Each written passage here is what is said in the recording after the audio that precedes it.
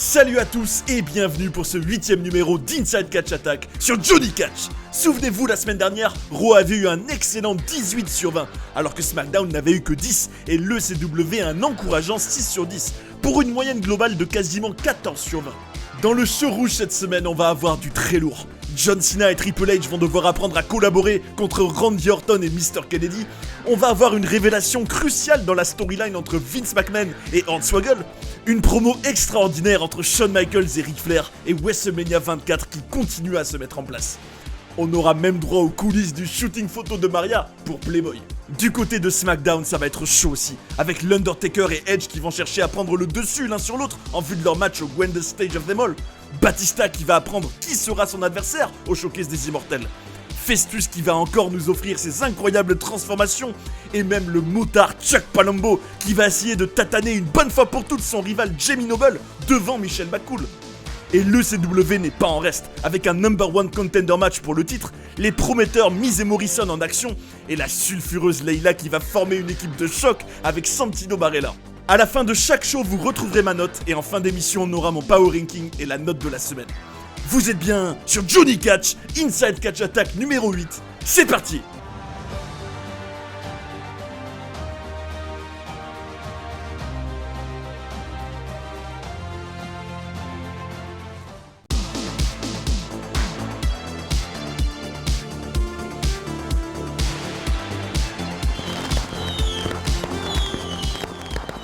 On démarre très fort avec Triple H, Randy Orton et John Cena en compagnie du General Manager William Regal. L'action débute directement dans le ring qui arbore un superbe tapis rouge pour l'occasion. Regal nous dit qu'il est l'heure de faire une photo avec les 3 compétiteurs qui posent ensemble avant le grand événement. C'est quand même une manière très originale de démarrer un show et on a en effet une armée de photographes devant le ring pour capturer ce moment. Un technicien vient apporter un micro aux 3 catcheurs et c'est Cena qui prend la parole en premier. Personnellement, j'ai été élevé d'une manière où si tu as un problème, tu te tiens face à lui et tu le règles, dit-il avant d'aller confronter Triple H. Cena le remercie car la semaine dernière il avait qu'à claquer des doigts pour le mettre hors jeu. En revanche, il n'a vraiment pas apprécié le pedigree qu'il a subi en fin de match. Hunter lui répond qu'il n'a pas à le remercier car il a fait ce qui était juste. Et au fond, il le veut dans ce ring à WrestleMania. Et concernant le pedigree, beaucoup de personnes n'ont pas aimé qu'il fasse ça, mais beaucoup d'autres si. Et Cena va devoir s'y habituer, puisqu'à WrestleMania, ce sera la même histoire. Si ma mémoire est bonne, à WrestleMania 22, on a déjà eu ce clash de titans. Et c'est toi qui avais fini par abandonner, lui rétorque le leader de la C-Nation. Les deux hommes commencent à se rapprocher, et Orton prend enfin la parole. Les gars, vous pouvez parler autant que vous voulez, mais une chose est certaine, je suis le champion de la WWE aujourd'hui. C'est quoi déjà ta catchphrase, John Cena ? Le champion est là, s'exclame-t-il avant de lever sa ceinture fièrement. Quel visuel quand même d'avoir ces 3 hommes ensemble. Triple H et Cena vont expulser Orton du ring à leur manière avant de s'échanger des droites et regarder comme Regal jubile derrière son pupitre. Le champion remonte sur le ring et assène un RKO à Triple H puis à John Cena. Le Legend Killer soulève son précieux devant une armée de photographes qui capturent ce moment alors que les 2 challengers sont étalés sur le sol. Quel impact de la part de Randy Orton et surtout, quel message envoyé. Vous pouvez vous disputer tous les deux autant que vous voulez, mais le résultat final sera que le champion restera inchangé après WrestleMania. Randy marche dans les couloirs de l'arène et croise la route de Mr. Kennedy, qui l'informe qu'il va gagner le Money in the Bank cette année et encaisser sa mallette le soir même contre le Legend Killer. Ken, tu peux me menacer autant que tu veux. Je m'en irai de WrestleMania en tant que champion de la WWE, lui rétorque Orton, qui a quand même de multiples cibles dans le dos et semble plus en danger que jamais. La belle Maria arbore une superbe tenue de Playgirl et s'en vient sur le ring accompagnée par l'espiègle Santino Marella et Carlito. Face à eux, on retrouve les champions du monde par équipe, Rhodes et Holly. Et franchement, ils sont tellement peu présents que je me demandais qui étaient les champions ces derniers temps justement. C'est Cody et Santino qui démarrent les hostilités avec une nette domination du fils de Dusty Rhodes, avant que Marella puis Carlito ne parviennent à prendre le contrôle de la rencontre. Jerry Lawler fait tout pour avoir l'attention de Maria, qui est aux abords du ring, et va même jusqu'à lui lancer sa couronne, ce qui est complètement absurde. En voyant sa belle se rapprocher du commentateur au loin, Santino est déconcentré, et ce qui permettra à Holly de lui porter son Alabama Slam pour la victoire. Pour une fois, c'est l'Italien qui est distrait et non l'inverse, et ce dernier est en pétard contre Lawler et Maria. Ces derniers jours, tout le monde ne parle que de la confrontation entre le Big Show et Floyd Mayweather. Et le match est maintenant officiel entre les deux à WrestleMania, déclare Jim Ross. Et aujourd'hui même, il y a eu la conférence de presse de WrestleMania 24 à Los Angeles. Regardez cette classe de la part de Cena, Triple H, mais surtout Randy Orton, bon sang. On a aussi Mayweather et le Big Show qui jettent un pupitre au sol avant de serrer son poing à côté de Mayweather. Et c'est quand même impressionnant. Todd Grisham est dans le bureau de William Regal, qui nous annonce que ce soir, nous aurons un match par équipe dans le main event. D'un côté, nous aurons Mr. Kennedy et le Legend Killer Randy Orton en équipe, contre John Cena et Triple H. Y2J et Chris Jericho arrivent et demandent au GM de participer au Money in the Bank, mais l'anglais lui rétorque qu'il doit se qualifier comme tout le monde. Ton adversaire sera celui qui t'a éliminé lors de l'Elimination Chamber et qui est déjà qualifié pour le match. Jeff Hardy, conclut Regal. Voici donc venir le champion intercontinental Jeff Hardy, avec cette superbe nouvelle musique qui lui donne vraiment encore plus d'allure qu'il n'en avait déjà. Jericho arrive à son tour et l'affiche est vraiment excitante entre ces deux têtes d'affiche du show. Le combat est fluide et très agréable à suivre, avec les deux hommes qui alternent des phases de domination. Franchement, je me régale. À un moment, Hardy va porter son fabuleux Whisper in the Wind, et alors qu'il a un cheveu de remporter la partie, le Canadien se relève au compte de 2. Y2J va à son tour tenter son Walls of Jericho, mais Jeff parviendra à toucher la corde pour briser la prise. Le charismatique Enigma voit sa Swanton Bomb être contrée par le Canadien, qui enchaîne directement avec un Lion Salt. Les deux se rendent coup pour coup, et c'est Y2J qui aura le dernier mot après avoir contré un roll-up de Jeff en roll-up. Contre après contre, prise signature après prise signature, Jericho parvient à se qualifier. Salut Jerry Lawler avec enthousiasme, alors qu'on peut voir les deux compétiteurs se tenir en respect sur le ring avec un Jericho qui est vraiment tout heureux. Vince McMahon se fait une beauté dans la zone de maquillage et tout a l'air au point pour que le grand patron apparaisse fringant ce soir. On nous présente une des musiques officielles de WrestleMania et il s'agit de l'excellent Snow Hey Ho des Red Hot Chili Peppers. C'est avec sa démarche légendaire de canard boiteux que le président de la WWE arrive en direction du ring. Vous allez m'entendre dire quelque chose que je n'ai jamais dit auparavant. J'ai fait une erreur. C'est difficile pour moi de dire ça, mais pour la première fois de ma vie, j'ai fait une erreur. La semaine dernière, je voulais donner une bonne leçon à mon fils, mais je l'ai mis en danger en le laissant avec JBL dans la cage. Et je m'en excuse, déclare solennellement Vince McMahon, avant de réclamer que JBL vienne s'excuser à son tour. Bradshaw arrive avec une mine qui le représente tellement, à la fois dépité, mais en même temps hyper agacé. Le grand Manitou lui hurle dessus et lui demande de s'excuser immédiatement. Je suis désolé de ne pas l'avoir fait avant. Parce que Monsieur McMahon, j'ai eu vent du fait que Hornswoggle n'est pas ton fils, déclare Layfield qui semble fortement ébranler le patron. Hornswoggle n'est pas ton fils. Hornswoggle est le fils de Finlay, poursuit le Texan. Vince est confus, mais il voit une certaine logique à tout ça. Ça expliquerait beaucoup de choses. JBL explique ensuite que Hornswoggle ne savait pas que Vince n'était pas son vrai père. Seul Finlay était au courant de la réalité des choses. La prochaine fois que Finlay sera dans ce ring, ton ring, je lui ferai tout avouer, promet Bradshaw avant de s'en aller d'un pas déterminé. Vraiment un super segment pour une storyline qui est vraiment pas mal, alors qu'au premier abord elle peut paraître lourde et goofy. Triple H est dans le vestiaire et c'est John Cena qui vient à sa rencontre. Même si The Game n'aime pas Cena, il veut marquer le coup ce soir et battre l'équipe Kennedy Orton. Cena ne l'aime pas non plus et lui conseille de surveiller ses arrières ce soir. Celui qui a fait une énorme performance lors de l'Elimination Chamber match de Raw à No Way Out arrive sur le ring. Et Jim Ross ne manque pas d'éloges à son égard. Vous l'aurez compris, il s'agit du bulldozer samoan Umaga. Face à lui, on retrouve un certain D.H. Smith. Le combat, si on peut appeler ça comme ça, se termine après un superbe splash, un écrasement de la face dans le coin et le Samoan Spike de la bête sauvage, qui est vraiment hyper intimidant avec ses hurlements tribaux. C'est un sauvage, s'exclame Paul Burchill, qui regardait le match avec sa sœur Katie et William Regal dans le bureau de ce dernier. Il est parfait, lui répond le GM. Regal nous lit un courrier adressé par la General Manager de SmackDown, Vickie Guerrero, qui propose un match pour déterminer quel brand est supérieur à WrestleMania.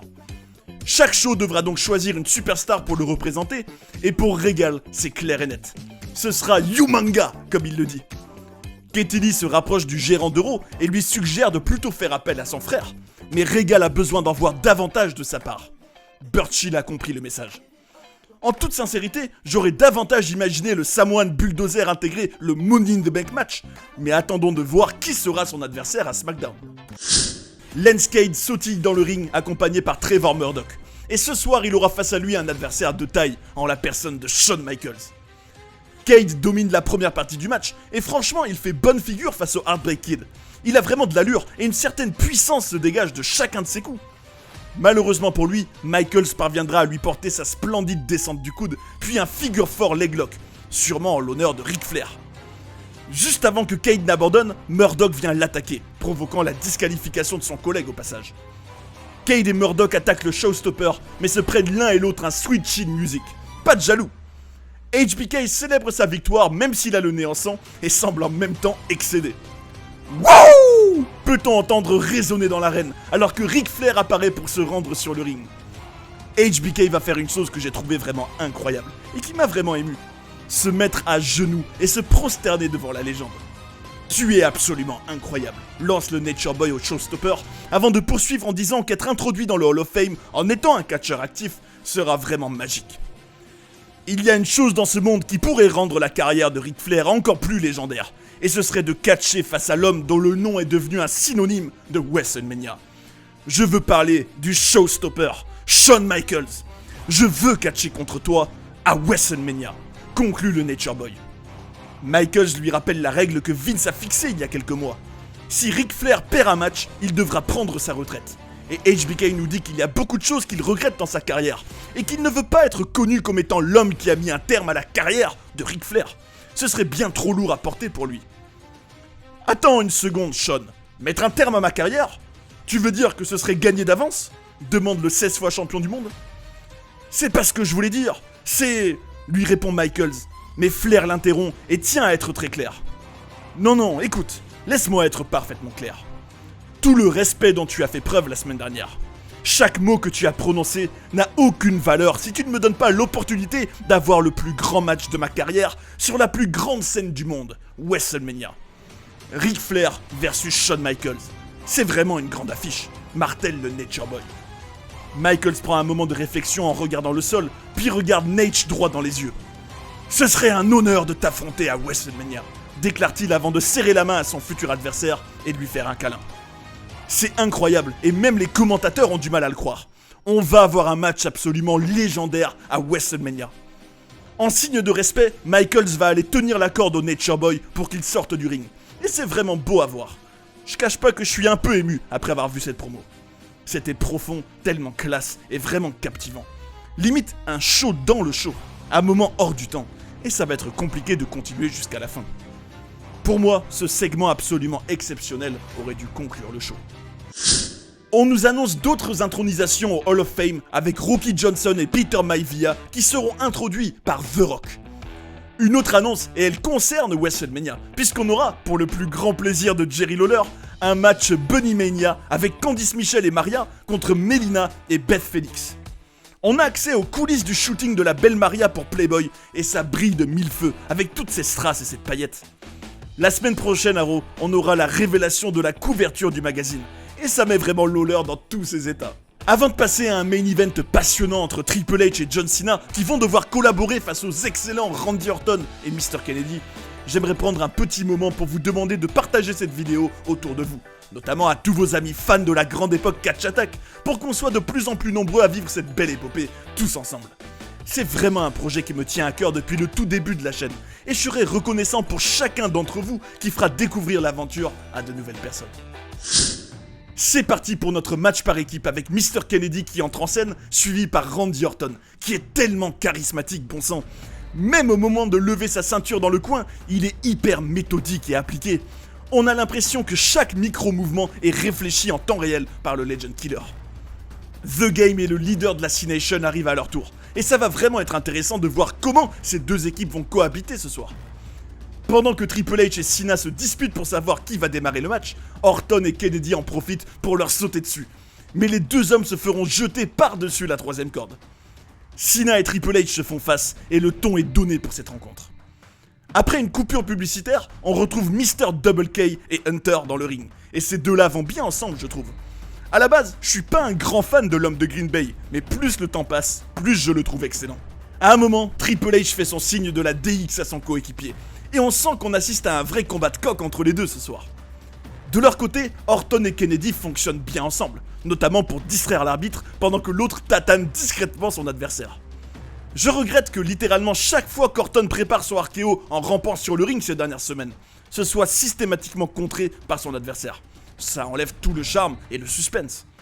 Cena va enchaîner Mr. Kennedy jusqu'à lui asséner son STFU sur lequel il abandonne immédiatement, pendant que Triple H s'occupe d'Orton aux abords du ring.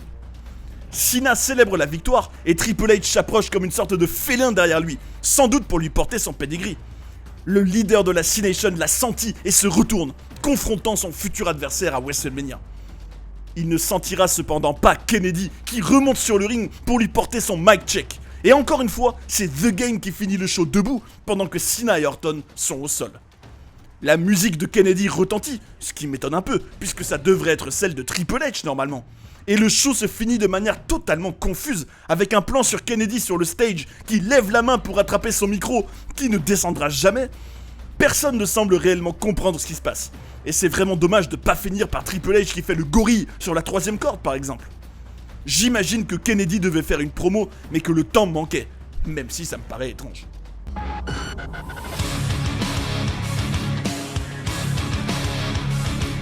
Du segment d'ouverture jusqu'au main event en passant par le superbe Jericho Hardy, la promo géniale entre Michaels et Flair, et le segment quand même marquant entre Vince et JBL qui sont toujours au top dans l'acting. Tout m'a diverti et captivé dans ce show, littéralement. La toute fin, qui est quand même importante, m'a un peu déçu malgré tout. Et c'est pourquoi je mets un 18 sur 20 au lieu de 19, que j'aurais mis normalement. Dans les audiences, malgré la qualité du show, on perd 600 000 téléspectateurs, pour au total 3,8 millions de personnes qui l'ont regardé. SmackDown va vraiment devoir rattraper Raw cette semaine, parce que le show bleu reste sur des notes plus que moyennes ces derniers temps.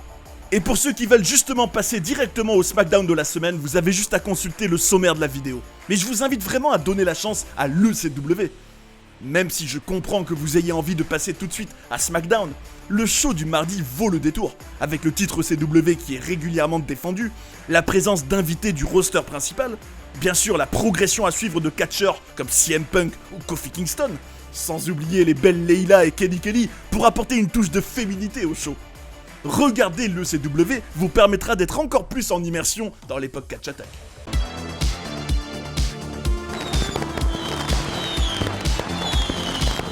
Joey Styles nous accueille et nous annonce directement la couleur pour ce soir. Elijah Burke contre CM Punk contre Shelton Benjamin. Le vainqueur affrontera Chavo pour le titre dès la semaine prochaine. La poupée Barbie de la WWE arrive sur le ring toute d'or vêtue. Et enfin, on va voir Kofi Kingston sortir de la boucle des jobbers, bon sang. Vous l'aurez compris, on part pour un mixed tag team match entre Kelly Kelly et le Jamaïcain contre la sulfureuse Layla, associée à nul autre que Santino Marella. L'Italien et la Marocaine forment un beau duo, et Santino va même tenter de reproduire l'entrée de sa partenaire du soir, ce qui me tue de rire. Quel personnage ce type! On notera qu'à un moment donné, Kofi et Kelly font un dropkick simultanément sur Santino, et c'est eux qui remporteront ce combat avec Kelly qui fait le tomber sur Layla. Je dois avouer que ça me surprend un peu, puisque j'imaginais que ce match serait surtout une occasion idéale de mettre en avant Kingston et ses aptitudes.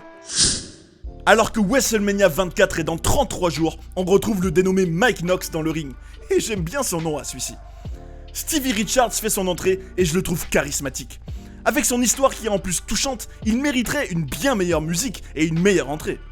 Mike Knox va être hyper brutal pendant toute la première partie du match, avec notamment une gigantesque descente de la cuisse. Mais heureusement pour Richards, il va réussir à contrer un splash dans le coin et à placer son finisher pour la victoire. Tommy Dreamer essaye d'influer de la force en Colin Delaney, qui n'est plus une momie. Delaney s'imagine être champion et avoir sa propre musique d'entrée, et c'est touchant, même si Colin a encore énormément de chemin à faire avant d'en arriver là. Le Miz arrive sur le ring, et pardonnez-moi, mais quelle dégaine de branquignol quand même. Y a rien qui va. Il est rejoint par Morrison, et c'est tout l'inverse le concernant. Le gars respire la classe et le charisme. C'est un sacré duo quand même. Dreamer et Delaney rejoignent le ring, et c'est parti pour ce match par équipe. On sent vraiment que Jomo ne va vraiment pas retenir ses coups sur Delaney, qui prend vraiment cher. Mais heureusement pour lui, Dreamer va assurer le coup en faisant un DDT sur le Miz pour remporter le match. L'ex-momie ne réalise pas qu'il vient de remporter sa première victoire officielle au détriment des champions par équipe. J'ai quand même hâte que cette rivalité se termine et que Miz et Morrison soient mieux utilisés. C'est long et lourd tout ce qui tourne autour de Delaney. Les champions par équipe se disputent en coulisses alors que Lena Yada leur annonce que selon les rumeurs, ils devront défendre leur titre contre Dreamer et Delaney dès la semaine prochaine. Le loser et Dreamer qui nous battent pour les titres par équipe, ce serait comme voir Mayweather battre le Big Show, répond Mizu qui repart en souriant. Voici venir le champion de l'ECW Chavo Guerrero, qui, il faut le reconnaître, est souvent classe avec son pantalon noir et sa chemise ouverte. Chavito prend place à la table des commentateurs, et on accueille successivement Benjamin, Burke et Punk. Le vainqueur affrontera le champion dès la semaine prochaine, et je préfère être clair, j'ai aucune envie de voir à 1 contre 1. Alors j'espère que le final du match sera controversé et qu'on aura un match à plusieurs la semaine prochaine. Shelton démarre direct par un énorme coup de pied dans la tête de Burke, alors qu'on semblait se diriger vers une alliance entre les deux. Ce soir, c'est chacun pour soi. Punk et Elijah ont plusieurs moments de flottement dans le ring. C'est brouillon entre les deux. Et Shelton en profite en faisant son magnifique pay dirt sur Punk. 1, 2 et... Non! Burke casse le tombé. Elijah parvient à expulser Shelton du ring et au moment de se retourner, il est surpris par un JTS de Punk qui remporte le combat. Chavo arrive immédiatement entre les cordes pour soulever la ceinture devant le Kid de Chicago. Et on aura encore ce même match dans une semaine. Espérons une stipulation, pitié.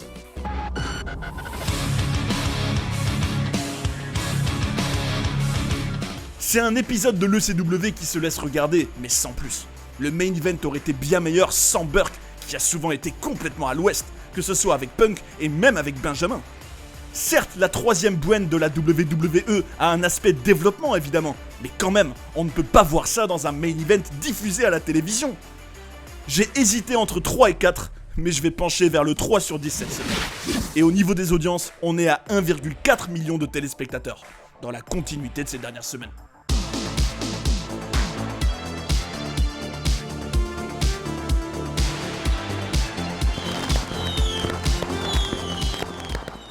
Le Big Show arrive sur le ring dans lequel l'attendent ses deux victimes, Garland et Ryans, deux catcheurs locaux.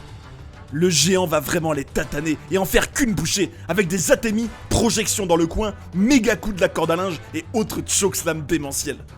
À un moment, le Big Show va imiter la gestuelle d'un boxeur avant d'envoyer une droite absolument gigantesque en plein dans la joue de son adversaire.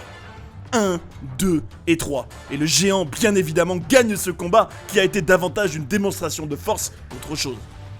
Vous savez, il y a une rumeur qui circule comme quoi en septembre, Mayweather va affronter Oscar de la Hoya. Et je suis ici pour tordre le cou à cette rumeur.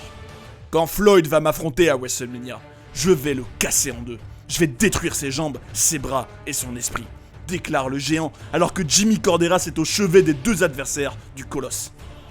Et Floyd Mayweather, les 20 millions de dollars qu'il te donne pour m'affronter à WrestleMania ne vont pas en valoir la peine. Termine le Big Show avant de fixer la caméra avec un air déterminé. Souvent quand je vois le géant, je me dis que c'est tellement dommage de ne pas plutôt avoir un slip en guise de tenue et une chaîne en or, ça le rendrait encore plus intimidant. On notera qu'il est sacrément amoché au niveau du visage, avec notamment des bleus au niveau des yeux. Le très sympathique Jimmy Wang Yang arrive en direction du ring avec son coéquipier Shannon Moore et ils vont affronter les anciens champions par équipe Deuce et Domino, accompagnés par Sherry en roller. Je répéterai jamais assez à quel point je suis amoureux de leur musique, qui est tellement classe et romantique. Même si on a déjà vu ce combat plusieurs fois, il faut avouer que les deux fonctionnent bien ensemble, avec les High Flyers Moore et Wang Yang contre les rudes Deuce et Domino. Ça me ferait plaisir de voir l'équipe aux vibes des années 80 remporter la victoire et repartir de l'avant, parce que ça fait vraiment un siècle qu'ils n'ont plus eu le moindre résultat favorable. Wang Yang propose de superbes enchaînements, lui qui est si vif et agile, et c'est grâce à son superbe moonsault qu'il remporte la victoire pour son équipe. Le Redneck nous offre une petite danse pour fêter cette victoire, et il serait temps pour lui de rêver plus grand, bon sang. Edge et Vicky sont dans leur loge, et la Rated R Superstar propose à sa dulcinée d'aller au Canada, ce qui la rend vraiment heureuse. Les Edgeheads débarquent et leur chef a une idée. Il faut se venger de l'attaque du Taker au dernier SmackDown. Zach, tu es l'homme idoine pour ça! lance le champion du monde poids lourd, ce qui terrorise vraiment le pauvre Ryder.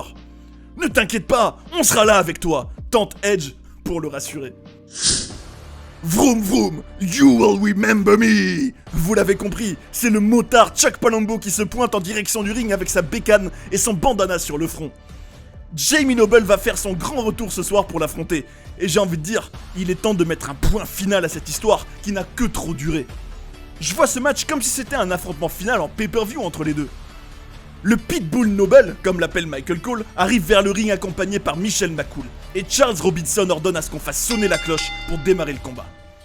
Palumbo est comme toujours vraiment très puissant dans chaque coup qu'il porte, et Noble aura quelques moments de domination, notamment grâce au manque de concentration de Chuck qui est distrait par la présence de la blonde. À un moment, le motard va balancer Noble sur le ring du haut de la 3ème corde avec un surpassement en arrière, et c'est vraiment impressionnant. Palumbo se fiche de gagner ou perdre, ce qui l'intéresse, c'est d'anéantir Noble, commente le coach. Le Pitbull Jamie Noble va porter une soumission hyper puissante sur le bras du biker, si bien que je pensais qu'il allait abandonner tellement il souffrait, mais Chucky Ito parvient à sauver sa peau en atteignant les cordes. Palumbo va mettre un big boot démentiel dans la face de Noble avant de lui porter son finisher pour la victoire. Franchement, Noble s'est plus que bien défendu, et on le voit à l'état de Chuck qui a le torse rouge et semble souffrir du bras. Teddy Long est plus ou moins bien entouré dans la loge de Vicky, puisque cette dernière est présente, avec aussi Maryse. La Québécoise va cirer les pompes de la GM, ce qui excède Théodore, et heureusement, Big Dave Batista débarque, et ses intentions sont claires. Je veux représenter SmackDown à WrestleMania et affronter Umaga. Maryse commente qu'il est l'homme idéal pour ça, et la General Manager est d'accord. C'est donc officiel, l'animal Batista affrontera la bête sauvage Umaga au Gwent Stage of Them All dans un match inter-Gwent. Le public est chaud comme la braise à l'idée d'accueillir l'animal, et par pitié, dites-moi qu'il ne va pas affronter MVP, pitié, pitié. L'arène devient rougeâtre et c'est le Big Red Monster qui arrive. Il va faire équipe avec l'homme de Washington contre le géant indien Kali et MVP, qui n'a pas droit à son tunnel en or cette semaine, ce qui rend son entrée moins spectaculaire. Montel Vontavious Porter a encore cette tenue noire, orange, blanche et verte qu'il avait au Rumble contre Ric Flair. Et désolé, mais c'est impossible de le prendre au sérieux avec ce look. Et je parle même pas de son pince-nez. Batista va porter son Spinebuster sur le champion des États-Unis, et qu'est-ce que cette prise lui va bien bon sang. Quelle classe, et surtout quelle puissance de la part de l'animal. Big Dave se retrouve face à Kali, et j'aime ce genre de confrontation entre un poids lourd et un monstre. Je ressens la même excitation en voyant Kane et Kali ensemble sur le ring, ça déménage, c'est barbare, et je suis bien curieux de qui va gagner ce combat, et de qui va subir le tombé final. Je vais pas tarder à avoir ma réponse, puisque Batista contre le Vice Grip de Kali en Spinebuster avant de porter un spear au géant indien qui allait attaquer Kane. 1, 2 et 3, la cloche retentit et c'est une victoire pour l'animal et le Big Red Monster. L'Indien sort encore une fois affaibli, et ça me désole. SmackDown doit le garder fort, puisqu'il représente une menace qu'on peut utiliser à chaque instant pour crédibiliser n'importe qui, que ce soit un nouveau venu ou quelqu'un qui aurait le vent en poupe. La ravissante Eve Torres arrive sur le stage avec une musique exotique qui lui va comme un gant. C'est l'occasion pour elle de nous rappeler que Rocky Johnson et Peter Maivia seront intronisés au Hall of Fame. Et l'occasion pour dire que c'est super d'avoir un profil comme Eve pour animer SmackDown. Faut avouer que c'est quand même agréable le nom d'un chien. Jesse et son acolyte Festus traversent la rampe et je tiens vraiment à saluer Festus qui arrive à avoir cet air complètement ahuri avec son regard dans le vide et sa langue sur les lèvres. Ce soir, les deux hommes affronteront le duo formé par Le Miz et Morrison. « Oh monsieur l'arbitre, ne fais pas déjà sonner la cloche !» déclare Mizu. « On a une surprise pour Festus !» poursuit la moitié des champions par équipe. Les deux hommes nous demandent de regarder leur émission bien nommée le Dirt Sheet et bien entendu, elle consiste à se moquer de leurs adversaires. On revient sur le ring et vous connaissez la chanson. La cloche retentit et Festus se transforme, tel The Amazing Floris Barthez. Il démarre ainsi toujours très fort ces matchs, ce qui est hyper agréable. Ce soir, les champions par équipe feraient mieux de gagner avant leur match de championnat mardi prochain à l'ECW. Malheureusement pour eux, Festus va faire son finisher sur Morrison. Et regardez sa transformation absolument incroyable. Le Miz a vraiment du mal à croire que son partenaire s'est fait pin, et on peut le voir extrêmement frustré.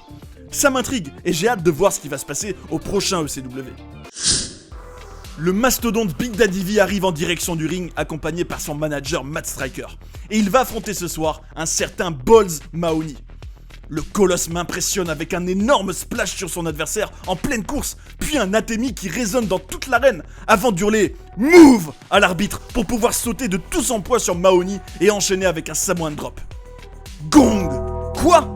Gong! L'arène est plongée dans le noir et le Deadman arrive en marchant à toute allure et déjà en tenue de combat. Alors ça, c'est quand même peu banal. Le Deadman expulse le mammouth hors du ring avant de porter un chokeslam à Mahoney. Je comprends pas bien l'intérêt de faire ça, surtout que moi j'étais impliqué dans le match et le superbe enchaînement de Big Daddy V. Mais à mon avis, le temps me manquait et il fallait enchaîner avec la suite. La mort n'attend pour aucun homme, Edge. Apporte-moi ton mignon dans mon jardin. Comme ça, il pourra lui aussi se retrouver face à son destin. Le même que tu connaîtras à WrestleMania. Tous les deux, vous allez reposer en paix. Menace le Phenom qui a l'air particulièrement déterminé ce soir. Edge et les Edgeheads arrivent à leur tour et on peut voir que Ryder est vraiment tétanisé malgré les tentatives d'Edge pour le mettre en confiance. Jimmy Cordera s'ordonne le début du match et autant vous dire que le pauvre Ryder va passer un sale moment sous les yeux de son mentor qui semble réaliser petit à petit à quoi il aura droit à Orlando le 30 mars. Allez Zach, tu peux le faire, lance le champion et Ryder arrive à mettre quelques coups timides au Phenom avant que la leçon ne reprenne. Le Phenom est tellement agréable à voir catcher. Son Snake Eyes associé à son Big Boot en pleine course me régale, tout comme ses coups de poing très académiques et son énorme chokeslam sur la moitié des Edgeheads. Le Deadman va appliquer son Hell's Gate dévastateur à Ryder, qui abandonne illico presto en ayant la bouche déjà en sang. Et Edge, accompagné par Hawkins, court sur le ring pour attaquer le Phenom. Le challenger numéro 1 au titre poids lourd parvient à reprendre le dessus, et alors que Edge quitte le ring, le pauvre Hawkins va lui subir un chokeslam et un Hell's Gate. La Retidar Superstar est dépité sur le stage en voyant son futur adversaire soulever la ceinture poids lourd alors que ses deux acolytes sont complètement fracassés au sol.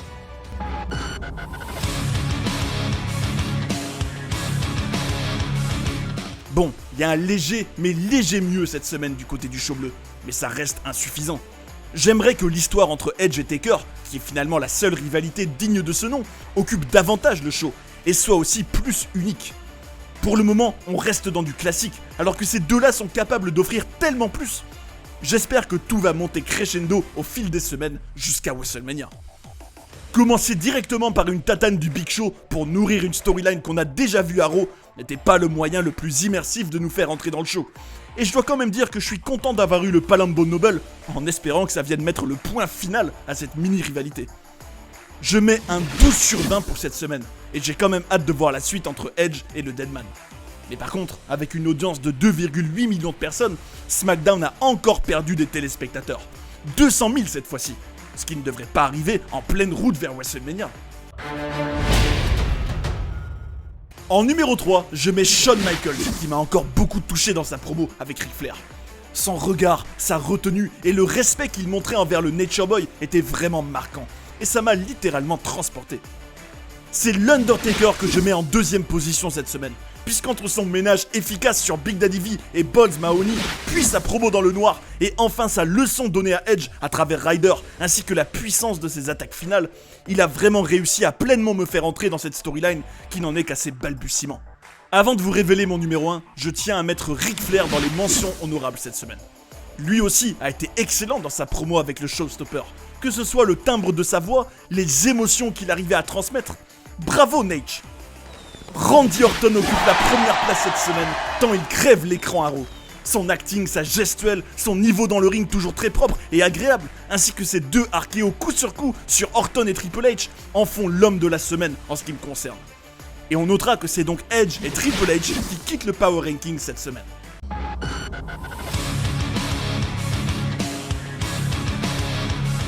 Avec un Raw qui culmine à 18 sur 20, le CW qui obtient un faible 3 sur 10 et SmackDown à qui j'ai donné un 12 sur 20 assez moyen, on a une semaine avec une moyenne de 13. Si seulement SmackDown et le CW pouvaient élever leur niveau et nous offrir autre chose pour au moins se rapprocher un peu de Raw. C'est ainsi que se termine notre 8ème numéro d'Inside Catch Attack. Et le prochain promet d'être fou, puisque rendez-vous compte, tout ce qu'on va suivre en même temps.